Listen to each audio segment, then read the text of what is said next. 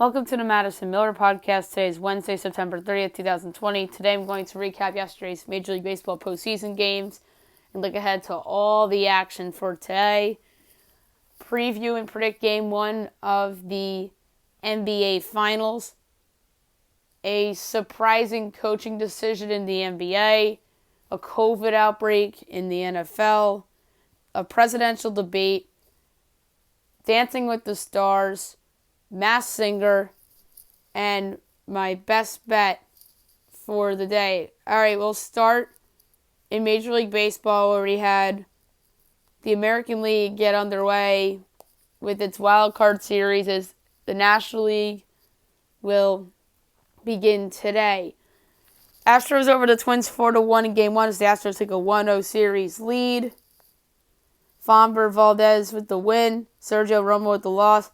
Twins took the lead in the bottom of the third on an RBI double by Nelson Cruz. Top of the seventh, game-tying single by George Springer. 1-1 as Martin Maldonado was thrown out at third base. Top of the ninth, the Twins try to get out of a jam. Jorge Polanco makes a throwing error. Bases loaded. Jose Altuve, 3-2 count. Romo walks Altuve, 2-1 Stros, and then a 2-run single by Michael Brantley, scoring Correa and Springer. Altuve to third, 4-1 Stros. Then Valdez comes back in and closes it, and the Astros get it done. Greinke 4 innings, 2 hits, no runs, 2 walks, and a strikeout. Valdez 5 innings, 2 hits, no runs, 2 walks, 5 strikeouts. Meanwhile, for Minnie, Kenta Maeda 5 innings, 2 hits, no runs, 2 walks, 5 strikeouts. The bullpen, Sergio Romo is no good, although, granted, there are no earned runs, and rightfully so because of that error. And then Tyler Duffy was the one who gave up the single to George Springer in the 7th inning. White Sox over the Athletics 4-1 as the White Sox take a 1-0 series lead. Lucas Giolito perfect through 6, and then gives up an infield single in the 7th, but you didn't have to throw a perfect game. You just had to pitch well to win. Jesus Luzardo the loss. Alex Colon the save. Top of the second, home run, Adam Engel, 1-0 Sox. Top of the third, 2-run shot, Jose Abreu, 3-0 Sox. Top of the 8th, home run, Yasmani Grandal, 4-0 Sox. Bottom of the 8th, fielder's choice, Ramon Laureano, 4-1. A's were trying to make it interesting in the bottom of the 8th. They had the tying run at the plate, but the White Sox got out of it. Lucas Giolito, 7 innings, 2 hits, and a run, and walk, 8 strikeouts. Jesus Luzardo, 3 and a third, 6 hits, 3 runs, no walks, 5 strikeouts. And Joakim Soria was the one that gave up the shot to Yasmani Grandal. And Giolito's the one that gave up an earned run in the bottom of the 8th. He was taken out for Evan Marshall and then Aaron Bummer. And then Colon obviously gets the job done in the 9th inning. Rays over the Blue Jays 3-1 as the Rays take a 1-0 series lead. Blake Snell the win, Robbie Ray the loss, Peter Fairbanks the win. Bottom of the 4th, Willie Adames Willie Adames walks, and then Randy Arizona scores on the Robbie Ray wild pitch to make it 1-0 Tampa. Bottom of the 7th, 2-run shot, Manuel Margot, 3-0 Rays, and then the top of the 8th, sacrifice fly, Bo Bichette to get the Blue Jays on the board, but the Rays win it and go up 1-0 in the series. Blake Snell, 5 2/3 a hit, no runs, 2 walks, 9 strikeouts. Matt Shoemaker actually got the start, 3 innings, 2 hits, no runs, no walks, 2 strikeouts, and then Robbie Ray came in next, 3 innings, a hit, and a run, a walk, and 5 strikeouts. So, interesting strategy by the Blue Jays doing kind of an opener thing and then using another starter at the bullpen.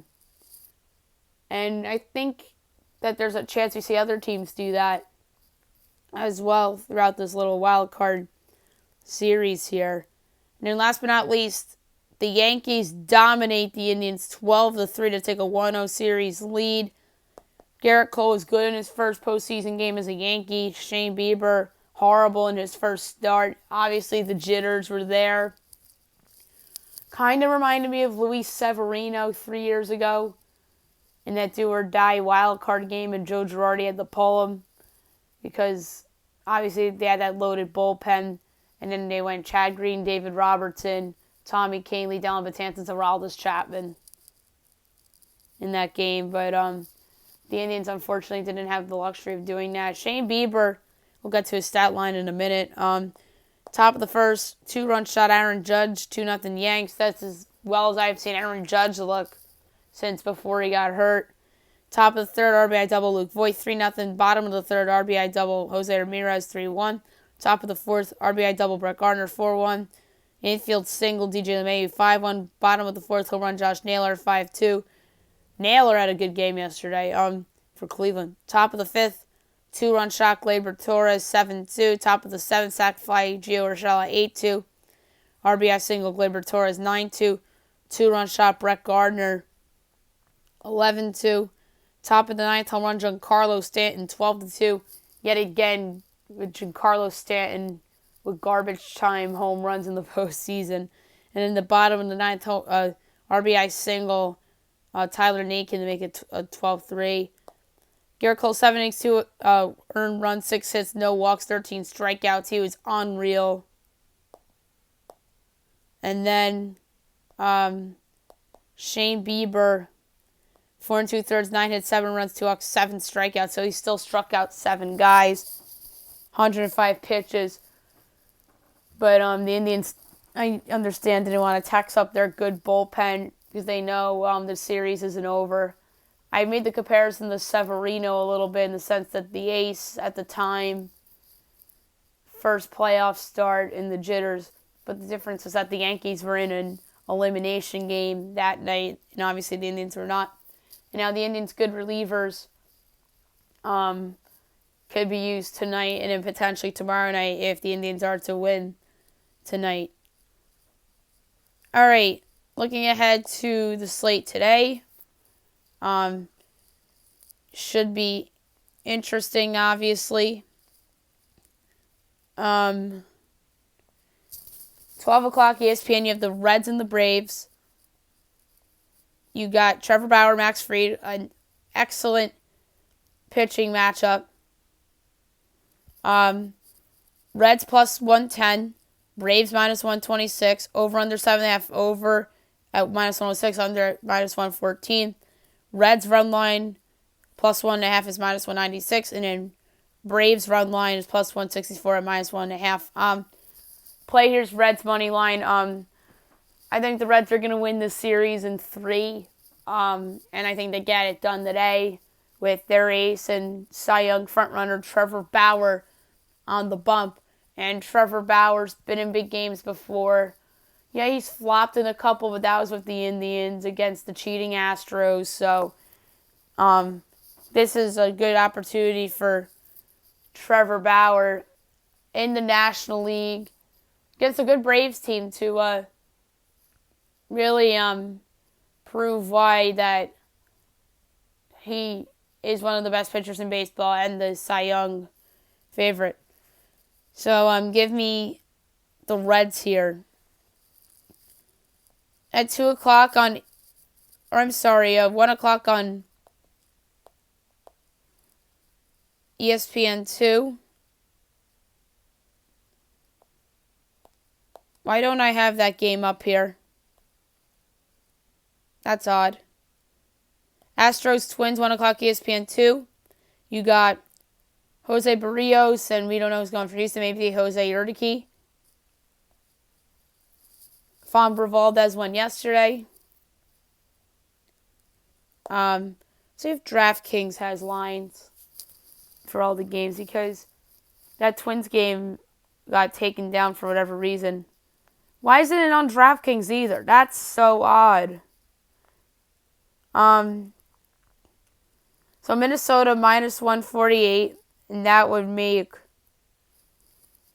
Minnesota probably Houston probably plus 130 something. I don't know what the total is. Maybe I'll bet the over in this game. If it's 7.5 or lower. So, I do think Minnesota will win this game and force a game 3 and bounce back from the terrible ninth inning they had yesterday. So give me the Twins to win. But I'm going to bet the total in this game. If it's anything lower than 7.5, I'll bet the over. 2 o'clock on ABC of the Marlins and the Cubs. Sandy Alcantara and Kyle Hendricks. I think the Cubs made the right call here by going with Kyle Hendricks. I just think that he is their best option for Game 1. Yu Darvish, I really don't trust in the postseason all that much because he had that flop against the Dodgers. Although he dominated the Cubs in the NLCS Game 5 a couple years ago. But I really think that Kyle Hendricks was the right call here. They're minus 166. Miami's plus 144. And DraftKings has plus 140 and minus 165. So no total and no run line yet, which is weird. I'm going to take the Cubs to win this game. And if the total's around 7.5, I'm probably going to lean towards the under. I think Hendricks is going to go out there and pitch a gem. Alcantara, I think, could keep the Cubs at bay. But I just think Hendricks is better. Maybe I'll consider Cubs run line plus money at minus 1.5 as well. So give me the Cubs there. 3 o'clock ESPN, you have the White Sox and the A's, Dallas Keuchel and Chris Bassett. A's are a slight favorite. Keuchel's plus 108 on the money line. A's run line plus 166 and minus 1.5, and then plus 1.5 for the White Sox and minus 198. Over 7 minus 122, under 7 plus 100. I really do want to bet Keuchel as a dog at plus 108. Maybe I'll wait for the over to go to 7.5. And I'll consider maybe the over. I'm not a huge Chris Bassett fan. I like Keuchel better.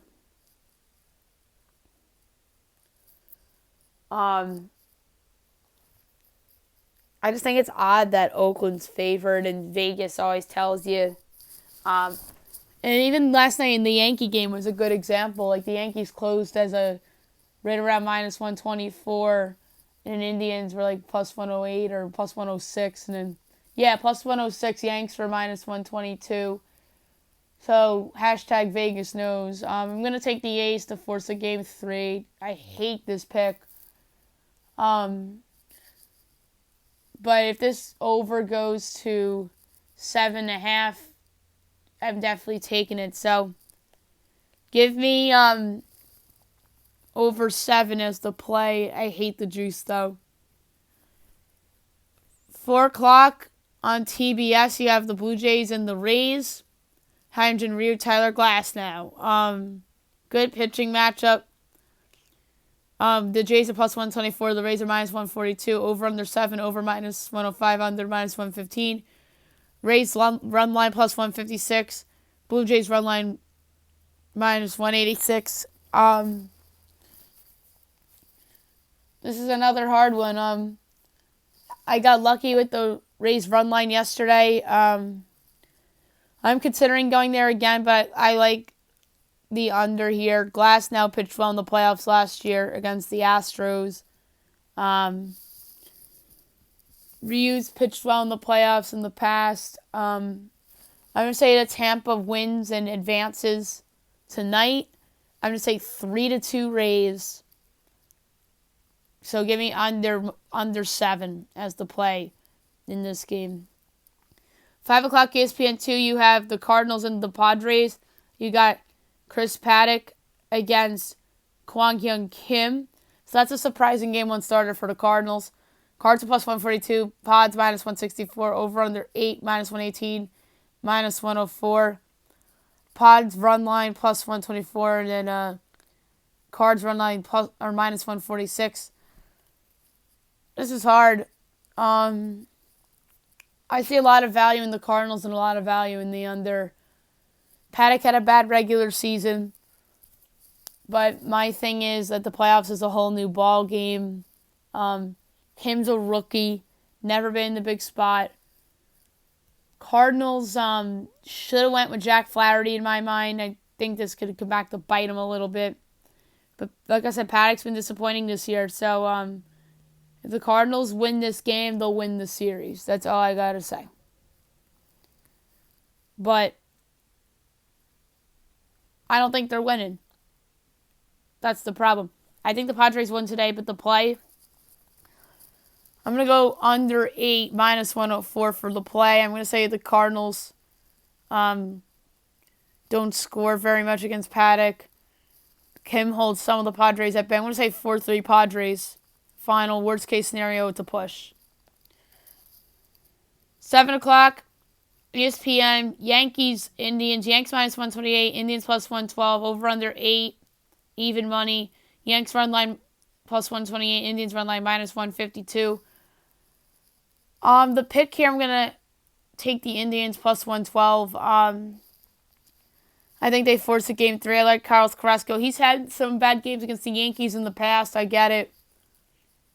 I don't feel good about taking the Indians. They looked horrible last night. But I know Terry Francona is not around. I know the Indians are thinking about him. And I think they forced a game 3. Everybody's just penciling the Yankees in to the next round because Masahiro Tanaka is a playoff savant, which he is. I'd consider the under here, too. I do like the under. I could see a world where the Indians win this game 3-2 or 2-1, 3-1, or something like that. But maybe in a parlay I do the under, but I like the Indians plus 112 a lot against the Yanks. And last but not least, 10 o'clock ESPN, you got the Brewers and the Dodgers. Walker Buehler against Brent Sutter. Dodgers minus 235, Milwaukee 2-1, over under 8, over minus 102, under minus 120. Run line is even at minus 108 on each side. I love the over 8 in this game. I think the Dodgers could hit the over by themselves like the Yankees did last night in their respective game against the Indians. I can see the world where the Dodgers win 8-1. Like I said, they do it by themselves. Maybe it's 6-3, 7-2. But this is a mismatch, the biggest mismatch of the first round. At least the Marlins have the pitching to compete with the Cubs. The Brewers don't have the pitching to compete with the Dodgers. So give me Walker Buehler and the Dodgers to win game 1. But my play here is over 8 for the podcast. Now I'm going to preview and predict game 1 of the NBA Finals. I think that this is going to be a great series. The Lakers are favored in game 1 by 4.5, over under 218.5. Miami's plus 162 straight up. Lakers are almost 2-1. They're minus 194. I talked about the series yesterday and how I think the deciding factor could be Bam Adebayo versus Anthony Davis. I really think that this is going to be a great series. I think that the Heat have a coaching advantage here with Eric Spoelstra over Frank Vogel. I think that LeBron's going to be motivated to play against his ex-team president and ex-coach and Eric Spoelstra, Pat Riley, respectively. I would project the Lakers to be favored by 4.5 as well. So the market has correctly got it in my mind in terms of a side, but the total 218.5 is what tough. I'm intrigued by the under. I think that both of these teams can play good defense. I'm going to say the Lakers win the series, but I'm going to go bold here. I think Miami can win game 1. I really do. But I think they have a real shot to win game 1. Jimmy Butler, Bam. I could see the Lakers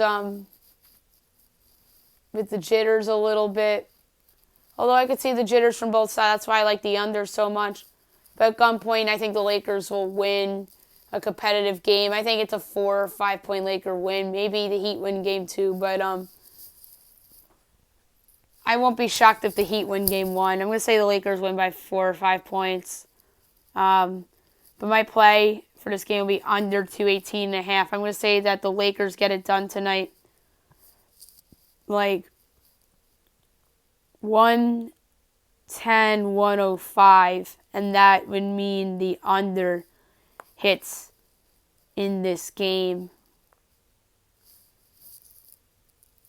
So, give me the under for my pick for game 1 of this best of 7 series between these two very, very good teams, and which would be a great series. Before we move on, I want to discuss the Clippers and Doc Rivers parting ways. This comes to a shock for many, including myself. There are some people in the media that aren't shocked because there were apparently rumblings, but this is shocking. Doc Rivers is a very good NBA head coach. He won a championship with the Celtics. He really is respected around the game by star players. He was a big reason why Kawhi and Paul George ended up with the Clippers. He was very good with the LA community and the media. The fan base loved him. But I guess Steve Ballmer wanted to go in a different direction. They said it was a parting of the ways. But I think that he ultimately was the fall guy for the Clippers, blowing yet another 3-1 series lead in the second round of the NBA playoffs, this time to the Denver Nuggets. And now the question is, what's next? Do they go with Tyronn Lue, who obviously is an assistant under Doc, respected by star players? I'm not a Tyronn Lue fan. I think that LeBron orchestrated that championship in 2016 more than he did. I feel this way about every coach LeBron's ever had other than Eric Spoelstra and now Frank Vogel. I generally think those are the two best coaches LeBron's ever had. And I think if the Lakers win the series, obviously I think Vogel should get some credit here. Just like I thought Spoelstra should have gotten a lot more credit than he did with those Miami titles. And now people are starting to gain more respect for him because the Heat are there. But back to Tyronn Lue, I just don't think he's that good of a coach. I personally feel like he's more of a LeBron James product than a good basketball coach. I wouldn't go there. Jeff Van Gundy is a rumored candidate. That'd be an interesting hire. He's obviously a huge name, calls games for ESPN and ABC as the lead analyst with Mike Breen, or co-lead analyst with Mike Breen, alongside Mark Jackson as well, being the other co-analyst. Coached the Knicks, coached the Rockets, took the Knicks to the 99 NBA Finals as the 8th seed. We all know the story about the 99 Knicks, underachieved in the regular season. And that was a lockout year. And they were the 8th seed. Jeff Van Gundy almost lost his job, and then they made the finals. And then the Knicks kept him. The Knicks fan base loves Jeff Van Gundy still to this day. And I personally think he gets more respect in New York than some New York coaches and managers that have actually won in New York, which I think is crazy. But that says to how much love Jeff Van Gundy got while being here.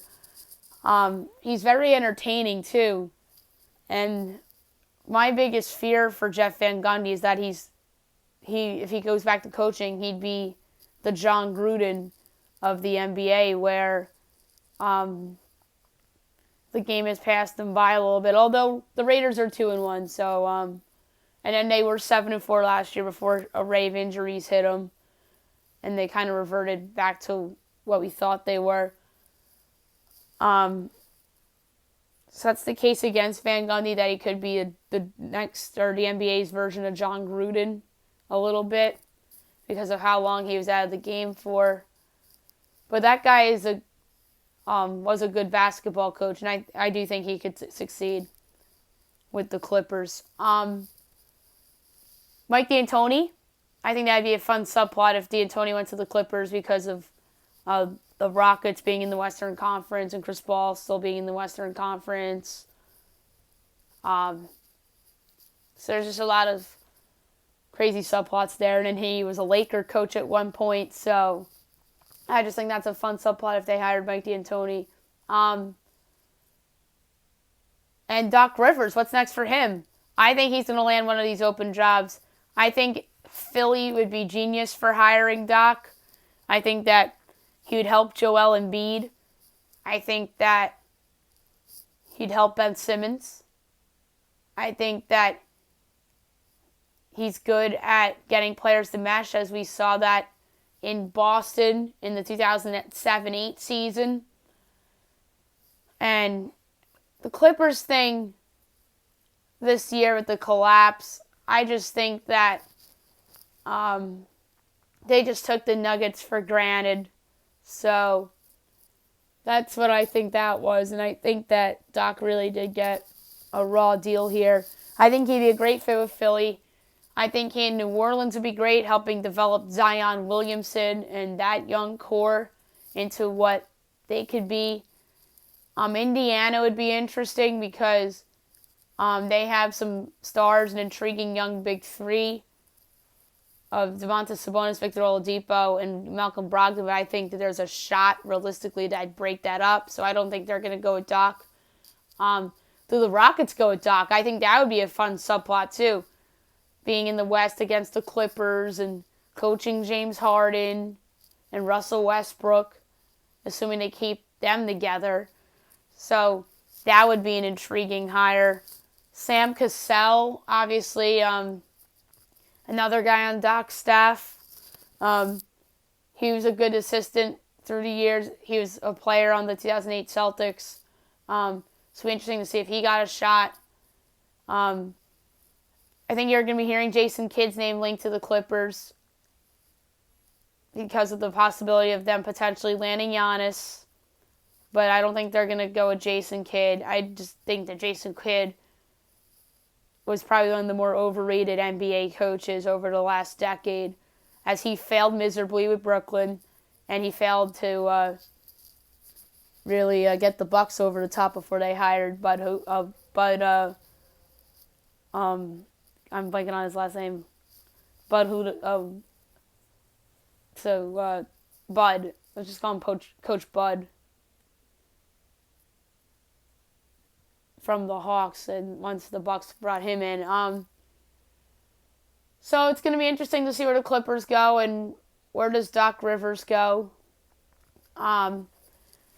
If you ask me, I think that the Clippers, maybe they go outside the box. Oh, and speaking of outside the box hires, Brooklyn Nets might have egg on their face because they should have waited.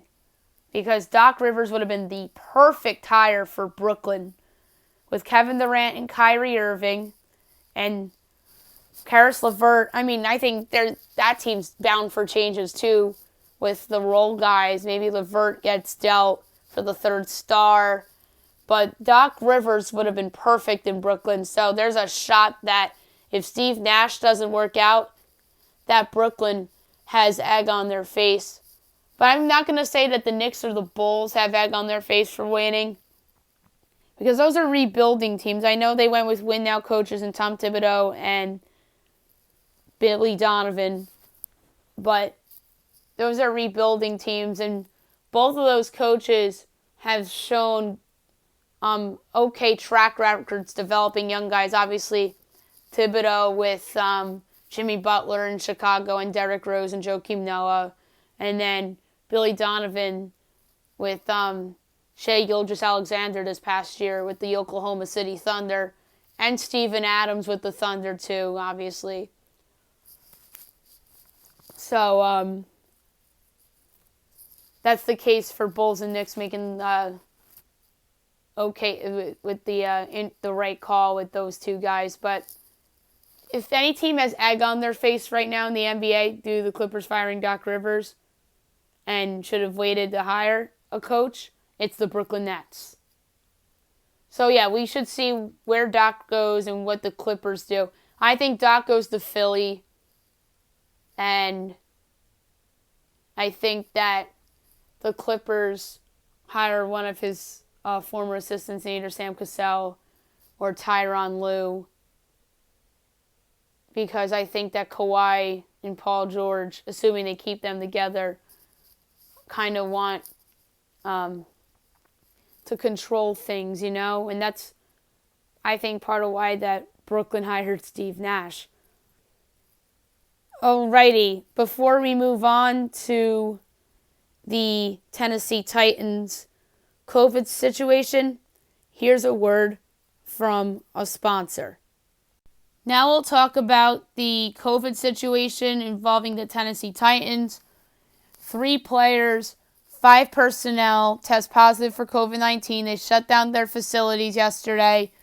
Vikings shut down their facilities as well, despite having 0 positives reported yesterday. So this is the first COVID situation in football this year. It's going to be interesting to see what happens. The NFL still intends to play the Titans game against the Steelers on Sunday. Worst case scenario, they'll play that on Monday night. We've seen games from Sunday get moved to Monday before for other reasons, like the Vikings roof collapsing a couple years ago, snow happening in some areas that made games push to Monday as well. So there's a shot Titans Steelers is played Monday night from Tennessee. I think that if there were more players involved in this, then it would have been a bigger deal. So there's only 3. If there's more to come out of it, then maybe they give the Steelers and the Titans byes, and they move around the schedules a little bit. But that would be very complicated. So it looks like they're going to play Sunday. If not, it'll be Monday, as I mentioned before. A.J. Terrell of the Falcons tested positive for COVID last week, and that was the only positive. And he wound up not playing in the game against the Bears. I'm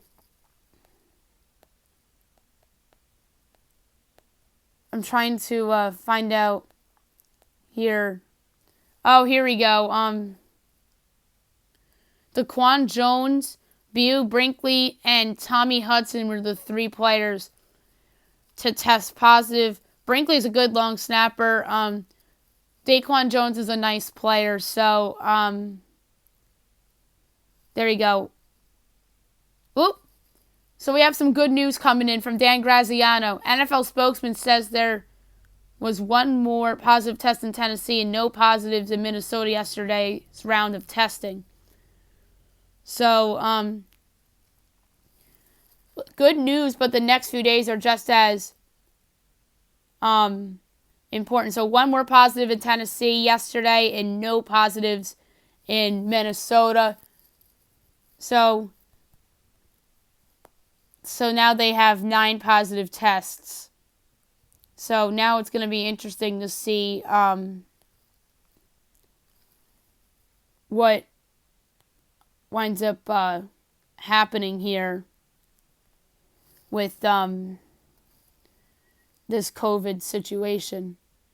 Now, I want to briefly touch on the presidential debate from last night. Well, I thought it was interesting.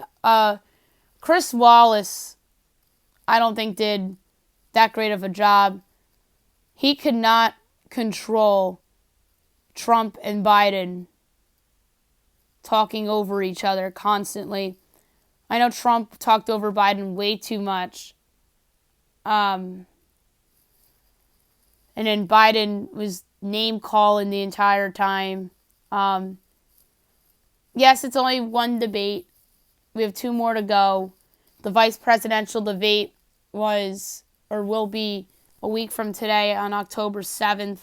The funny thing is that FanDuel did a little debate game. How the candidates greet each other. They greet each other with nothing really. The options were elbow bump, fist bump, handshake. I picked none of the above. It wound up being none of the above. The first debate topic address was the Supreme Court. I selected other. The other 2 were election integrity and COVID-19. Which candidate will be asked first to respond in the first debate? My pick was Trump, and it wound up being Trump. What color will Trump's tie be? Blue, red, or other? I picked red. It was actually red and blue, so I guess that would qualify as another. Will Trump refer to Biden as Sleepy Joe? He did not, actually. I thought he would, actually. Will Biden mention Scranton? He did not, and I said no. That was question 7. Question number 6 in the debate game. I have to remember what it was. Which candidate will be the first to cut off by the moderator because they're over time? I thought it would have been Joe Biden, but I think it wound up being Trump, so I think I was wrong there. Will Biden and or the moderator mention Trump's Twitter activity, yes or no? It wound up being no, but I chose yes. Oh, that was the 6th question, actually. 9, will Biden play a song on his phone during debate, yes or no? I chose no, and it was no. And then question 10, will Trump mention fake news? He did, and I chose yes. I got 5 points.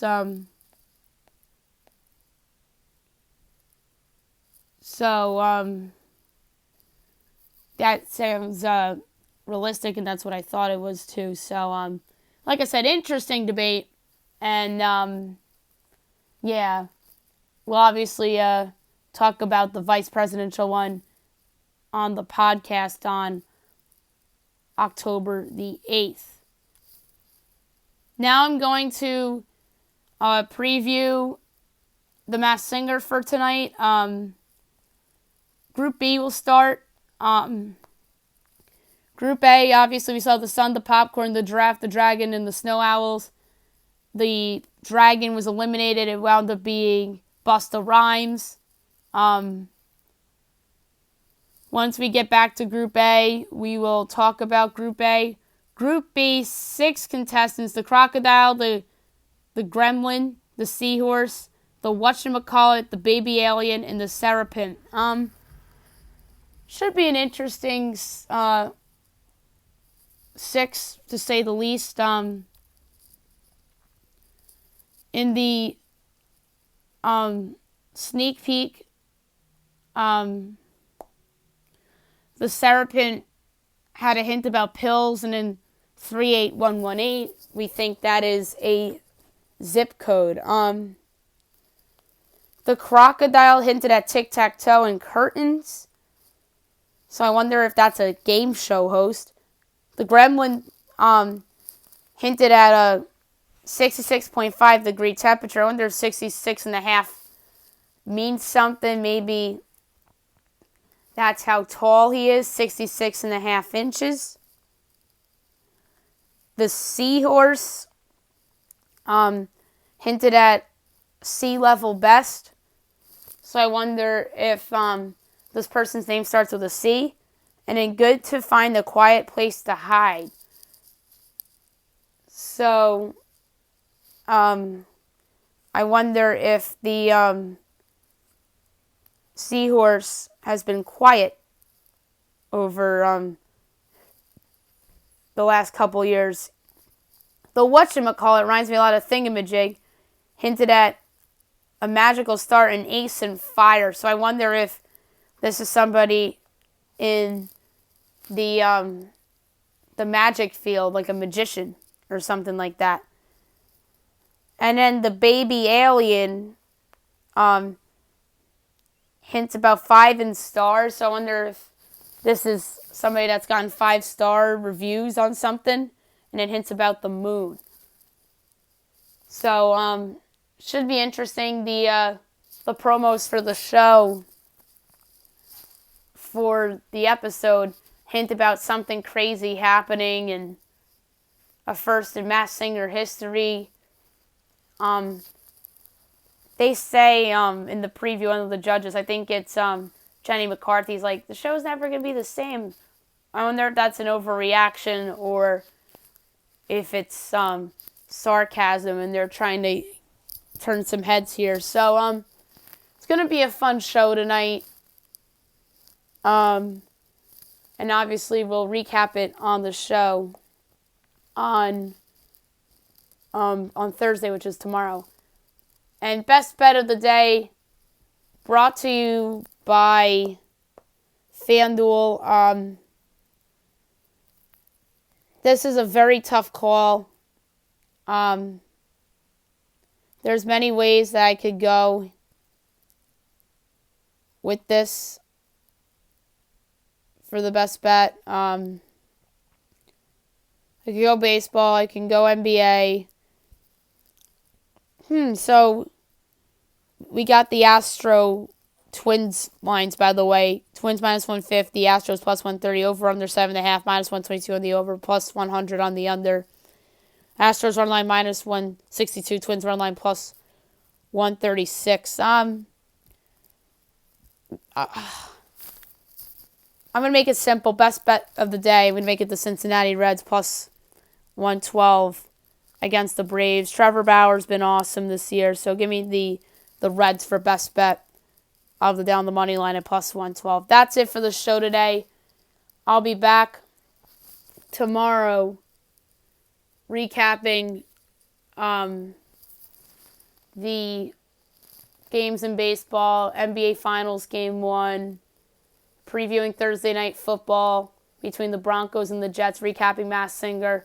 I'll finally have the NFL Power Rankings for you, and obviously best bet as well, and obviously the latest with the Titans-Vikings COVID situation. Hope you guys have a great day, everyone.